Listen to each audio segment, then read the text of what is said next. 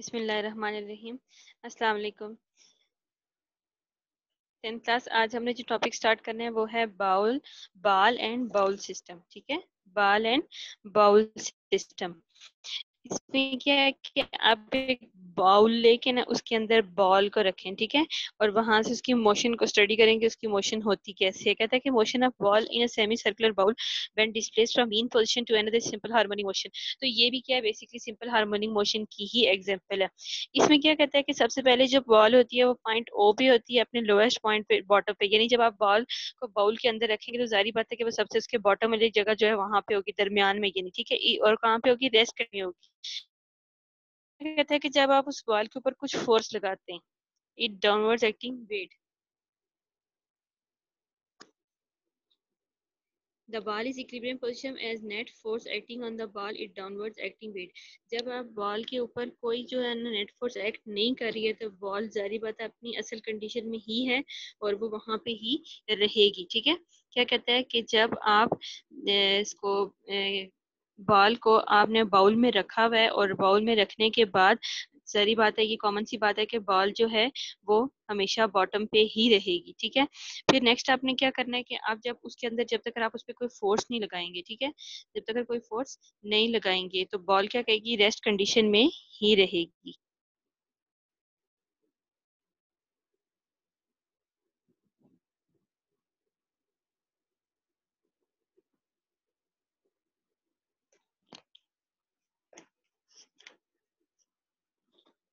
कहता है कि इस balanced upward normal force on the surface of the bowl. क्या कहता है कि जब आप इस balanced by upward force on the, जो बाउल पे फिर जो ऊपर की तरफ से फोर्स लग रही होगी, इसकी वजह से क्या हो जाएगी, वो बैलेंस हो जाएगी। ठीक है, आप क्या करेंगे, आप बॉल को उसके एज ए पे लेके, मतलब बॉल को थोड़ा सा रोटेट करें तो वो बॉल की तरफ आ जाएगी, पॉइंट ए की तरफ आ जाएगी। ठीक है, एंड बॉल देन रिलीज, तो इसको छोड़ेंगे तो it will start move toward point O under the action of restoring force to the gravity. तो ये जारी बात है, ये किस तरफ मूव करेगी, एक्शन ऑफ ग्रेविटी की वजह से, ग्रेविटी की वजह से पॉइंट की तरफ मूव करना शुरू कर देगी, अपने पॉइंट की तरफ। During its downward motion from high to point A, lowest point of the wall, the kinetic energy of the changes into kinetic energy।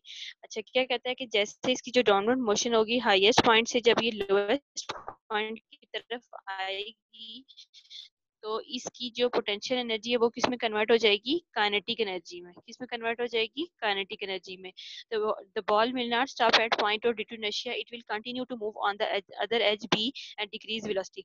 तो क्या होगा कि बॉल जो है वो एक पॉइंट पे आके कभी भी नहीं रुकेगी, ठीक है ना, वहां पे उसके अंदर कुछ इनर्शिया होगा जिसकी वजह से मूव करके पॉइंट बी की तरफ चली जाएगी। ठीक है, और वहां पे उसकी आहिस्ता आहिस्ता वेलोसिटी क्या होती जाएगी, जीरो होती जाएगी। At point B, its velocity becomes zero and will stop again. Restoring force will put backward to the O and point A inertia and so on। तो फिर क्या कहता है कि जब आप इसकी वेलोसिटी जीरो हो जाएगी तो आप उसके अंदर जो अगेन रिस्टोरिंग फोर्स है वो उसको किसकी तरफ लेके जाएगी, पॉइंट ओ की तरफ। ओ से किसकी तरफ जाएगी, ए की तरफ, एंड इसी तरह मूव करती रहेगी। जैसे हम स्विंग की एग्जांपल देते हैं, झूले की, झूला आगे पीछे कर चलता रहता है उस वक्त तक जब तक उसके अंदर से नेट फोर्स खत्म नहीं हो जाती। This to and from motion of ball will continue under the action of restoring force due to gravity and inertia until all its energy lost due to friction। तो क्या कहता है, ये जो टू एंड फ्रो मोशन होती है ball की, to and fro motion कौन सी होती है, ये जो आगे पीछे वाली होती है। ठीक है, जैसे अपनी फिक्स जगह पे होती है, आ जाती है वापस। फिर under the action of restoring force किसकी वजह से होता है, एक तो रिस्टोरिंग फोर्स की वजह से, दूसरा नशे की वजह से, तीसरा इसमें क्या होती है, ग्रेविटी भी अट्रैक्ट कर रही होती है इसको। ठीक है, ये था ball and bowl system. Simple इसमें आपने क्या स्टडी किया है कि एक आपने बाउल ली है, ठीक है, बाउल के अंदर आपने क्या रखी है, बॉल रखी है। जब आपने उसके अंदर बॉल रखी है तो बॉल स्टार्ट में बॉटम में थी, जारी बात है उसके दरमियान में जो जगह होगी वो होगी। दरमियान वाली जगह को आपने ओ का नाम दे दिया, एक पॉइंट पे आपने ए का नाम दिया, दूसरे को बी का नाम दिया।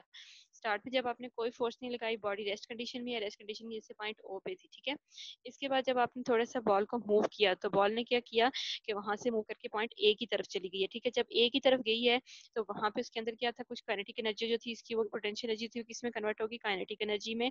और उस काइनेटिक एनर्जी की वजह से वो बॉल वापस क्या करके मूव करके आ गई पॉइंट ओ पे। ओ से स्टॉप नहीं हुई, मतलब ओ पे आके रुक नहीं गई, ओ से वापस किधर चली, ए पे।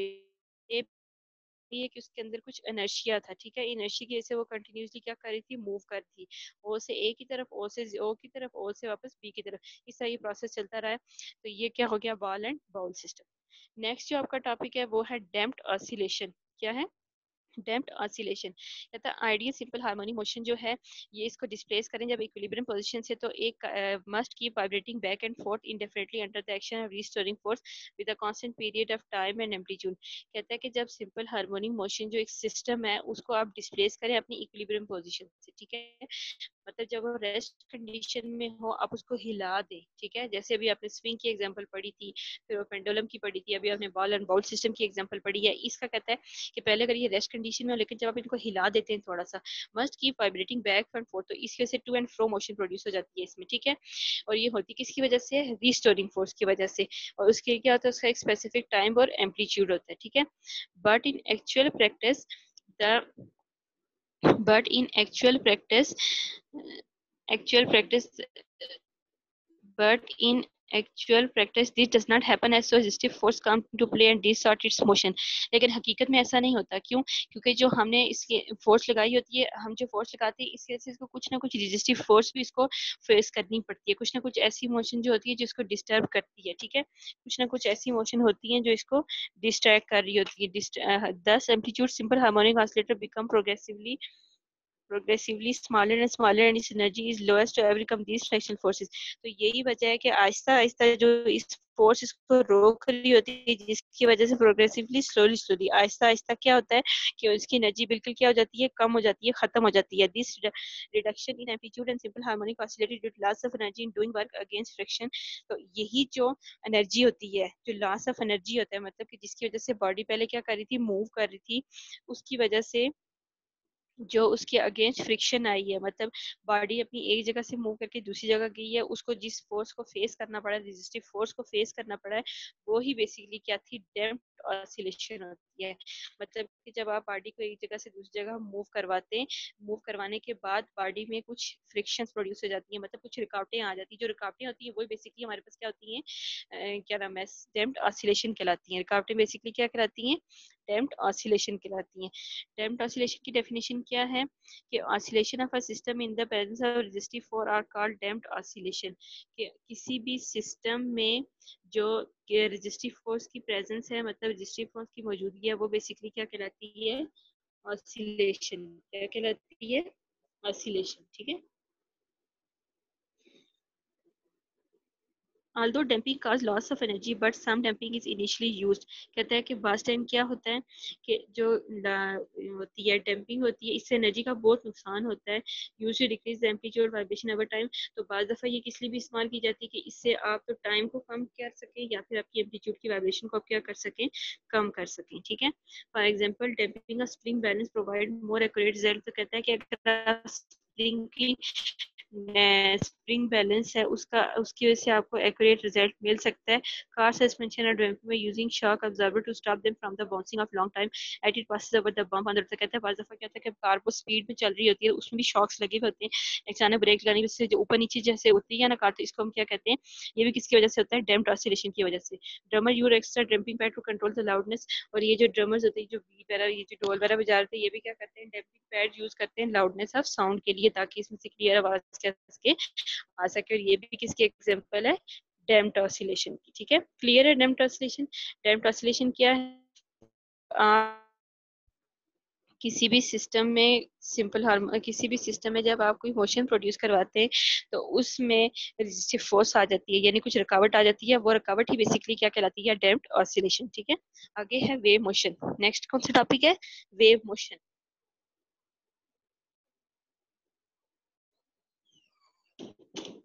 नेक्स्ट टॉपिक है आपका वेव मोशन।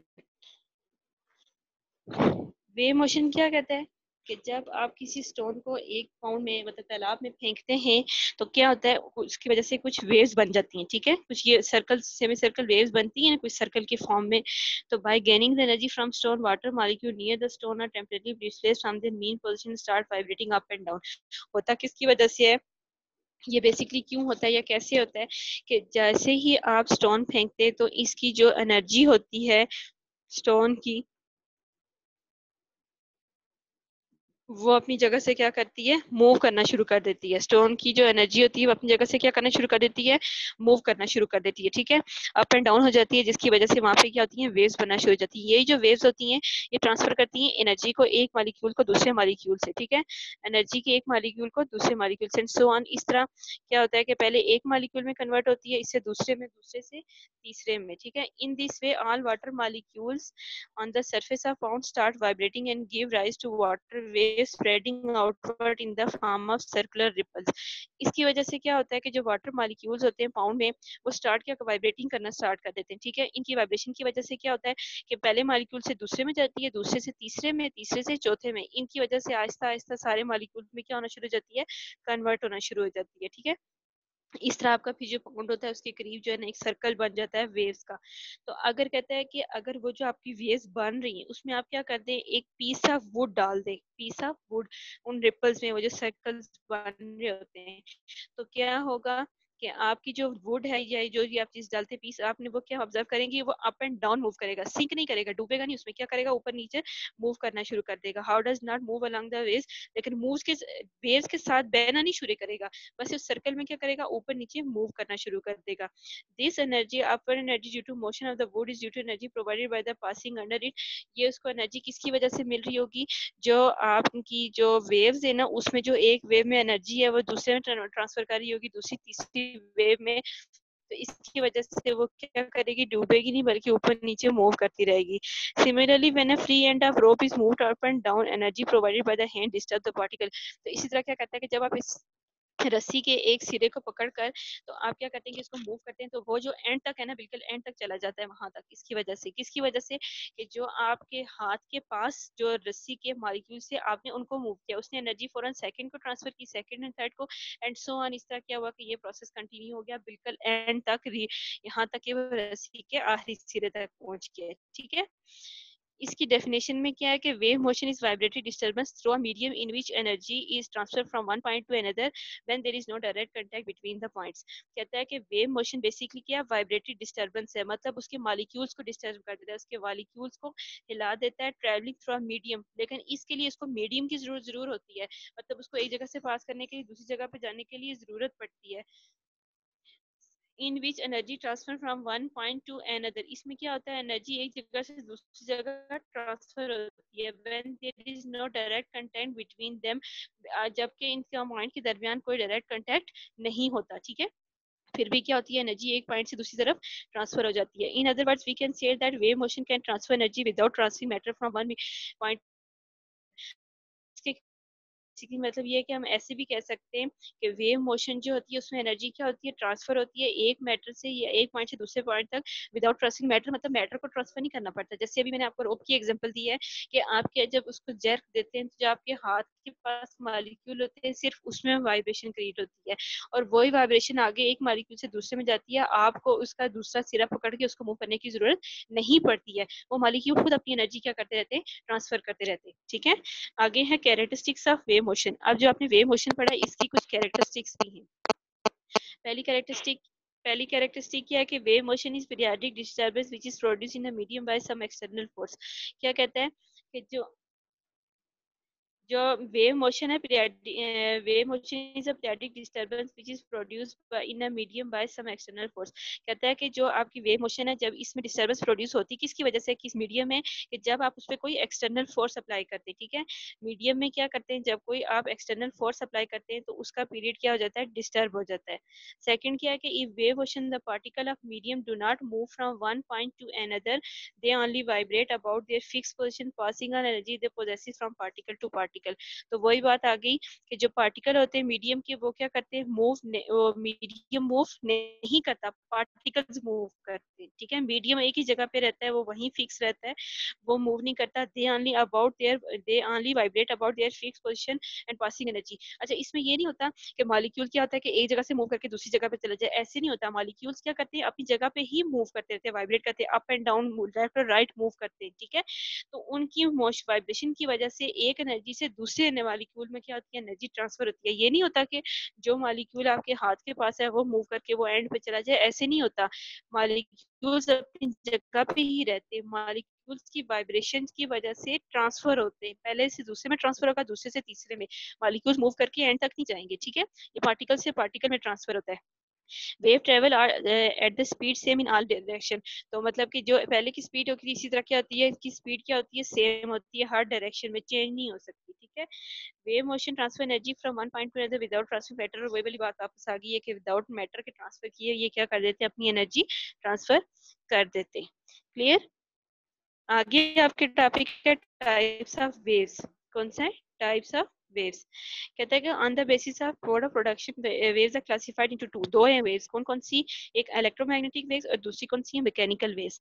इलेक्ट्रिकल वेव्स कौन सी होती हैं, वो वाली वेव्स जिनको अपनी क्या नाम है, इसके waves which do not require medium for their propagation. अपनी प्रोपोगेशन के लिए इन्हें किसी मीडियम की जरूरत नहीं पड़ती, ये ऐसे ही ट्रांसफर हो जाती है, ठीक है।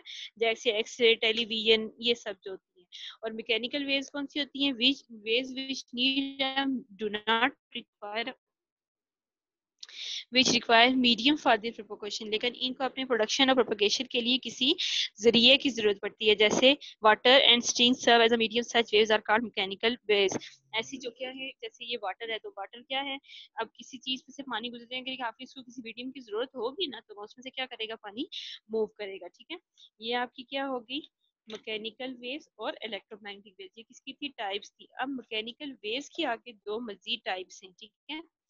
पहली कौन सी है, ट्रांसफर वेव्स। पहली कौन सी है, ट्रांसफर वेव्स। कहते हैं type of waves in which vibration of each individual particle of the medium perpendicular to the direction of travelling waves. के जो ऐसी टाइप वेव की या ऐसी किस्म जिसमें vibration of each individual particle of the medium is perpendicular to the direction of travelling waves. के इसमें ऐसी वाइब्रेशन होती है कि जो हर मीडियम का पार्टिकल जो है वो परपेंडिकुलरली मूव करता है अपनी डायरेक्शन ऑफ ट्रैवलिंग वेव्स के, ठीक है। हर पार्टिकल का इंडिविजुअल पार्टिकल जो होता है इसमें मीडियम का, वो क्या करता है, अपनी डायरेक्शन के परपेंडिकुलरली मूव करता है, ठीक है। ये है ट्रांसफर वेव्स। इसमें क्या कहते हैं कि अगर आपके पास क्या है कि energy provided by the motion hand will start travelling from left to right and slinking the from wave individual coil of the sling will be displaced upward and downward alternative when we have pass through coils. तो क्या कहता है कि आप एक sling को ले लें, इसको स्ट्रेच करें, ठीक है। ये जैसे स्प्रिंग मैनर जो होते हैं इसी तरह के होते हैं, ये भी on the smooth horizontal surface on fix, इसको फिक्स कर दें एंड वाइब्रेट लेफ्ट, तो एक सिरे को पकड़ के इसको खींचना शुरू कर दे, ठीक है। तो इससे क्या होगा कि वही रोप वाली एग्जांपल जैसे उन्होंने पीछे दी थी, वही इसकी भी एग्जांपल है कि मॉलिक्यूल्स क्या करना शुरू कर देंगे, नेक्स्ट में मूव करना शुरू कर देंगे, मतलब पहले सिरे से लेके आखिरी सिरे तक ये क्या करेंगे, मूव करेंगे, ठीक है। आगे क्या कहता है, the part of transfer waves where the particle the medium are above the normal position called crest. अच्छा, इसमें एक चीज है कि जब आपकी वेव्स जो होती हैं ये क्या नाम है, आपकी जो वेव्स होती हैं ये जब इसका जो ऊपर वाला हिस्सा होता है, मतलब मीडियम से जो ऊपर वाला हिस्सा होता है ये क्या कहलाता है, क्रस्ट। और उसके दरमियान से जो हिस्सा नीचे वाला होता है उसे हम क्या कहते हैं, ट्रफ, ठीक है। ये दो मेन चीजें इसकी कौन कौन सी, कि the part of transfer wave where the particle medium are above the normal position के, अपनी नॉर्मल पोजीशन से जब ये ज्यादा होते हैं तो ये क्या कहलाते हैं, क्रस्ट कहलाते हैं। और जबकि ये नॉर्मल पोजीशन से नीचे आ जाएं तो ये क्या कहलाते हैं, ट्रफ कहलाते हैं, ठीक है। और distance between two consecutive crust and trough is called wavelength. और दो कंसेक्टिव क्रस्ट ट्रफ के दरमियान, ये क्रस्ट ट्रफ के दरमियान जो डिस्टेंस होता है उसे हम क्या कहते हैं, उसे हम क्या कहते हैं, वेवलेंथ कहते हैं। क्या कहते हैं, वेवलेंथ कहते हैं। किसी दो क्रस्ट और ट्रफ के दरमियान जो डिस्टेंस होता है उसे हम क्या कहते हैं, वेवलेंथ कहते हैं, ठीक है। आगे आपके पास आती हैं लॉन्गिट्यूडनल वेव्स। कौन सी waves, longitudinal waves. Longitudinal waves कौन सी होती हैं, the type of wave in which the particle of medium vibrate parallel to the direction of propagation of wave are called longitudinal waves. Types, वो waves की वो किस्म या वो टाइप्स जिसमें जो मीडियम होता है वो हमने पीछे कहा था ट्रांसफर वेव्स में कि पैरेलल परपेंडिकुलर मूव करती है, इसमें कैसे मूव करती हैं, पैरेलल मूव करती है, ठीक है। उससे परपेंडिकुलर मूव कर रही थी, इसमें कैसे मूव करती हैं, पैरेलल मूव करती हैं। जैसे आपको कहता है कि we can also produce longitudinal waves stretch slinging horizontal smooth surface one end now give a regular push to pull and free the sling direction of the lens energy from will start travelling toward fixed. अच्छा, जैसे इसने पीछे वाले की example दी थी वैसे इसने इसमें भी एग्जांपल ली है, फर्क सिर्फ इसका है ये है कि वहां पे उसने जब स्प्रिंग को पकड़ के खींचा था उसने ऐसे इसको जैक दिया था, जैसे ही हम रोप को देते हैं तो वैसे हमने कहा था परपेंडिकुलर मूव करती है। यहाँ पे उसने क्या किया, स्प्रिंग को खींचा, स्ट्रेच किया उसको, ठीक है, उसको अपनी ओरिजिनल पोजीशन से हिला के तो फिर वापस क्या किया कि जब उसको मूव किया तो छोड़ा, तो इसका मतलब कि वो बराबर अपनी पोजीशन पे आ गया। इसका मतलब इसकी पोजीशन कैसी थी, पैरेलल थी। कैसी थी, पैरेलल, ठीक है। And as the coil slightly vibrate parallel to the propagation so along longitudinal wave when the coil slightly vibrating longitudinal waves।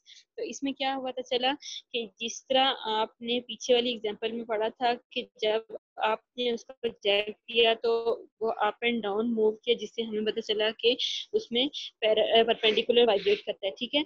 अब इसमें जब आपने बात की तो इसमें आपने कहा कि स्प्रिंग को स्ट्रेच करके आपने खींचा तो जब छोड़ा तो वापस अपनी ओरिजिनल कंडीशन में आए, जो पैरेलल कंडीशन हो गई है, ठीक है। There are the region where coils are pressed together called compression.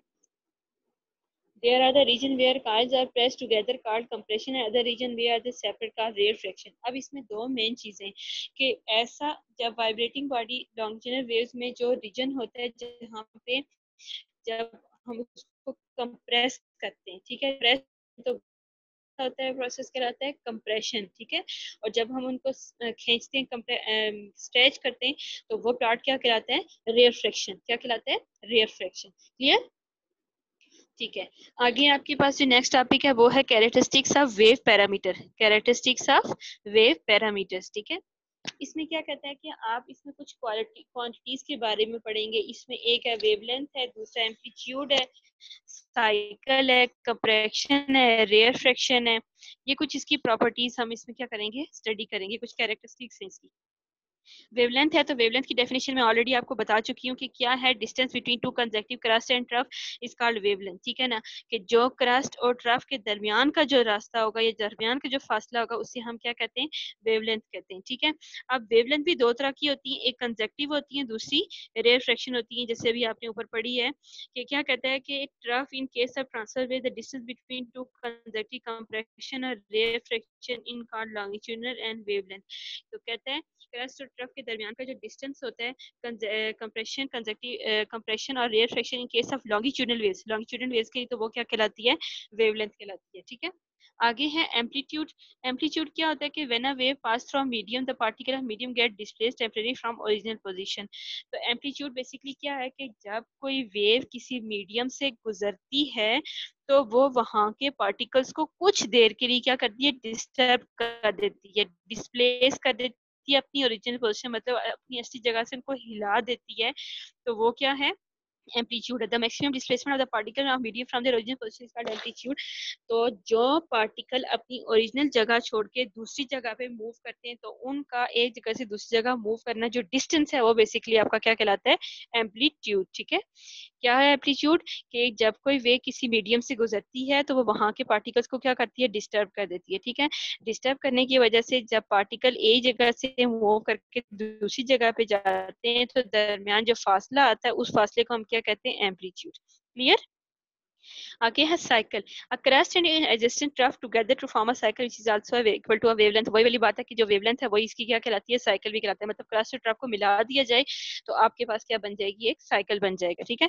Compression क्या होता है कि in longitudinal wave region of higher pressure where the particle close to each other. कहता है कि वेव्स में जो ऊपर वाला हिस्सा होता है ना, जब वेव्स देखी हुई है ना वेव्स कैसी होती है, ठीक है, इस फॉर्म में होती है ना वेव्स, ऐसे होती है ना वेव्स, ऐसे ऐसे। तो ये जो ऊपर वाला हिस्सा है ना, ये वाला, इसका जो ऊपर वाला हिस्सा है ये वाला, इसको हम क्या कहते हैं, क्रस्ट, सॉरी क्या कहते हैं इसको, हम कंप्रेशन कहते हैं। क्या कहते हैं, कंप्रेशन कहते हैं, ठीक है।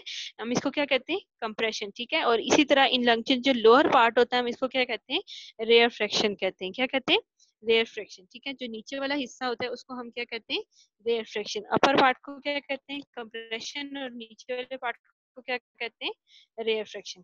क्लियर। नेक्स्ट है आपके पास टाइम पीरियड। नेक्स्ट क्या है, टाइम पीरियड।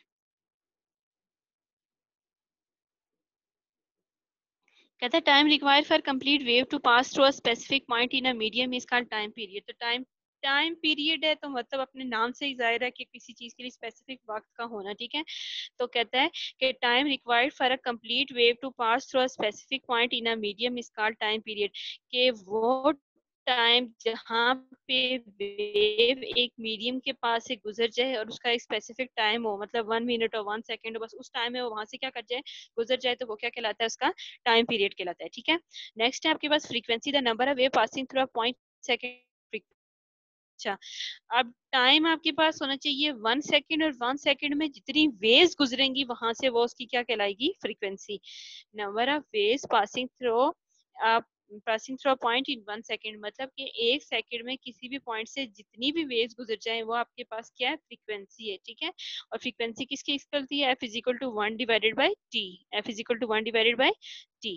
आगे है wave front. Wave front is a surface in the path of wave over which all particle have same phase of vibration। कहता है जो वेव फ्रंट है वो एक्चुअली क्या है, एक रास्ता है, ठीक है। Wave which all particle have same phase of vibration, जिसमें तमाम पार्टिकल्स की सेम वाइब्रेशन होती है, ठीक है। मतलब जो पार्टिकल जिस रास्ते से गुजर रहे होते हैं ना, उनकी वाइब्रेशन सेम होती है, सब एक ही वाइब्रेशन से क्या कर रहे होते हैं, गुजर रहे होते हैं, ठीक है। velocity of wave क्या है कि the velocity of wave is distance travel in a unit time, mathematically v is equal to s divided by t। तो सिंपल क्या है कि आपकी वेग जब क्या करती है, किसी भी डिस्टेंस को ट्रेवल करती है किसी भी यूनिट टाइम में, मतलब स्पेसिफिक टाइम में, तो वो आपके पास क्या कहता है, v is equal to s divided by t। अब इनने क्या कहा है, रिलेशन बनाया किस किस के दरमियान, वेलोसिटी के दरमियान, फ्रीक्वेंसी के दरमियान और वेवलेंथ के दरमियान, ठीक है। तो कहता है कि हमें पता है कि वेलोसिटी किसकी इक्वल होती है, distance travel divided by time taken. Distance travel divided by time taken, ठीक है। Suppose a wave travel distance lambda, किस चीज का साइन है, लेमडा, वेवलेंथ को शो करता है। जो डिस्टेंस के आगे वर्ड लिखा हुआ है ये क्या है, लेमडा, जो किसको शो करता है, वेवलेंथ को, ठीक है। is equal time equal to its time period, then we can write as v is equal to lambda divided by t। lambda क्या होगी, वेवलेंथ होगी। अब 1/t को सेपरेट करके लिखा ताकि हम 1/t की जगह क्या पुट कर सकें, f, जो क्या है, frequency, f is equal to 1/t। तो क्या आ गया, v is equal to 1 divided by lambda, ठीक है। ये हो गया आपके पास रिलेशन। नेक्स्ट आपके पास आता है demonstration of ripple of ripple prop demonstration of wave properties with a ripple tank। Demonstration of wave properties with the ripple track. इसमें आती है सबसे पहले आपके पास कि क्या कहता है कि आप एक ट्रे ले लें, ठीक है, जो रेक्टेंगल ट्रे हो और स्क्रीन भी हो। तो फिर आप वहाँ पे क्या करें कि various type of waves can be produced by tank और by disturbing water in a different ways. तो फिर आप क्या करें कि वेरियस टाइप्स ऑफ वेव्स उसमें प्रोड्यूस करवाएं, डिस्टर्ब करके वाटर को मुख्तलिफ तरीकों से। कभी मुख्तलिफ तरीकों से आप क्या करें कि वहाँ पे circular disturbance can be produce simply by dipping finger. तो जब अगर आपको सर्कुलर डिस्टर्बेंस प्रोड्यूस करनी है तो आप सिंपल क्या करें कि वाटर में अपनी फिंगर को डिप करें, ठीक है। और अगर आपको सर्कुलर बीट्स करनी है इन द वाटर तो वो तभी इसी तरह होगा। स्ट्रेट करने हैं तो इसके लिए आपने क्या करना है कि इस this is straight periodic waves can be generated by dipping straight rod. तो जब आपको स्ट्रेट वेव्स प्रोड्यूस करनी है तो आप क्या करें, एक स्ट्रेट रॉड को उसके अंदर डिप कर दें, ठीक है। ये सब ऐसे प्रोसेसेस है जिससे आप क्या कर सकते हैं, इसके अंदर वेव्स को डिस्टर्ब कर सकते हैं। These bright and dark bands can be observe on the screen. तो इसकी वजह से क्या होगा कि आपकी जो स्क्रीन उस पे लाइट और डार्क बैंड्स बनना शुरू हो जाएंगे, ठीक है। और ये जो लाइट एंड डार्क बेंच होंगे ये आपकी क्या करेंगे, वेव की रिफ्लेक्शन को, रिफ्रैक्शन को, डायफ्रैक्शन को शो करेंगे कि बेसिकली इनकी वजह से वेव में प्रोड्यूस हो क्या रहा है। पहली आपके पास कौन सी है, रिफ्लेक्शन ऑफ वेव्स। कौन सी है, रिफ्लेक्शन ऑफ वेव्स। क्या कहता है कि when a bounce back in the first medium this phenomena is called reflection. Reflection of waves क्या कहता है कि जब कोई वेव किसी एक मीडियम से ट्रेवल कर रही होती है, fall on the surface of another medium, तो वो किसी और मीडियम की सरफेस पे गिर जाती है, इट में बाउंस मीडियम पे आ जाती है, this phenomena is called reflection of waves. इस प्रोसेस को हम क्या कहते हैं, रिफ्लेक्शन ऑफ वेव्स कहते हैं। क्या होता है रिफ्लेक्शन ऑफ वेव्स कि जब कोई वेव किसी एक मीडियम से ट्रेवल कर रही होती है, तो ट्रेवल करते हुए किसी एक सरफेस से दूसरी सरफेस टकरा के अपनी फर्स्ट मीडियम पे वापस आ जाती है, तो ये क्या कहलाता है, रिफ्लेक्शन ऑफ वेव्स कहलाता है। ठीक है, waves are reflected when an obstacle is placed in their path. तो कहता है कि रेज रिफ्लेक्टेड होती कब है, जब इनके रास्ते में कोई reflection can be demonstrated by placing up and right surface in water. तो कहता है कि रिपल टैंक में रिफ्लेक्शन को आप कैसे देख सकते हैं, कि जब आप demonstrating by placing upright surface in the water, जब आप उसकी अपर सरफेस में वाटर को रखते हैं, the water was reflected back after striking surface। तो जैसे ही वाटर जो है इसकी सरफेस को स्ट्राइक बैक करेगा, if the surface is placed at the certain angle to the water wave, the wave will observe obey the law reflection। तो मतलब आपको इसमें आपने इस तरह करना है कि आपको उसका अक्स दूसरी तरफ नजर आए। ठीक है, तो ये आपका क्या हो जाएगा, एंगल ऑफ इंसिडेंस हो जाएगा with normal angle of reflection. ठीक है, तो क्या हो गया, angle of I is equal to angle of R. ये किस चीज को शो करता है, angle of incidence is equal to angle of reflection. दूसरी आपके पास जो टाइप है वो कौन सी है, रिफ्रैक्शन ऑफ वेव्स। कौन सी, रिफ्रैक्शन ऑफ वेव्स। इसमें क्या कहता है कि the speed of wave different in different media. Her waves की जो स्पीड होती है वो डिफरेंट होती है हर मीडियम के लिए। सारी पता है, हर मीडियम में स्पीड अलग से, वेवलेंथ की स्पीड जो होती है वो अलग होती है। कहता है when the wave enter from one medium to another, जब वेव किसी एक मीडियम से दूसरे मीडियम में ट्रांसफर होती है, जब वेव किसी एक मीडियम से दूसरे मीडियम में ट्रांसफर होती है, तो they bend away slightly from their original path. तो वो अपने असली पाथ से क्या हो जाती हैं, बेंड कर जाती हैं, मूव कर जाती हैं, दूसरी तरफ फिर जाती हैं। ठीक है, due to change in the speed, किसकी वजह से, उनकी स्पीड की वजह से। ठीक है, such bending of waves is called reflection। तो यही बेंडिंग ऑफ वेव्स क्या कहलाती है, रिफ्रैक्शन कहलाती है। ठीक है, समझ आइए रिफ्रैक्शन की, कि when waves enter from one medium into another, जब वेव एक मीडियम से दूसरे मीडियम में इंटर करती है, they bend away slightly from their original path. तो अपने ओरिजिनल पाथ से क्या कर जाते हैं, बेंड कर जाते हैं। ठीक है, मुड़ जाते हैं due to change in speed होता। और the such bending of waves, तो इनका ये मुड़ना ही बेसिकली ये क्या कहलाता है, refraction. The phenomena can be demonstrated by in waves in ripple tank. तो इसको भी रिपल टैंक से उसने कैसे शो किया है, कि place the plastic sheet in the bottom portion of the tray, कि आप बॉटम में जो है एक प्लास्टिक शीट रखते हैं, तो water level the plastic sheet